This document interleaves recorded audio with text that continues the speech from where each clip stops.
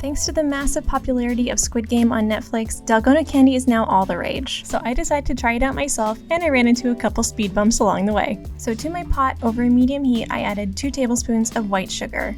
Most of the tutorials that I saw online actually use a metal ladle over an open flame, but since I only had an induction stove, I had to use a pot instead. Now I tried to find the smallest pot possible, but it was still maybe too big. So here I'm just stirring the sugar with some chopsticks to help it melt evenly.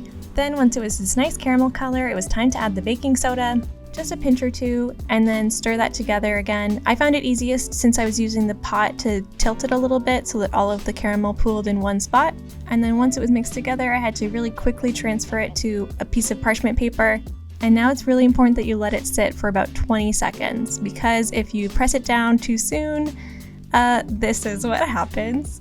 So it seems like there are actually quite a few things that could go wrong. This happened to me quite a few times where the outside edge turned really dark and the inside stayed light. Maybe the caramel cooked too long or something, but eventually I did get the hang of it. And this was the closest I could get to a perfect circle like on the show, but it's still not right. Then because I picked it up before it was dry, the circle indent I made kind of fused together again, so this happened.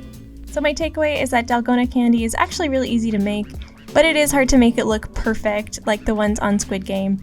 It tastes delicious though, and it's kind of fun to play like you're in the game, without the dire consequences. But then as I was goofing around with some of the less pretty candies, this happened, and it totally blew my mind. Did I just win Squid Game?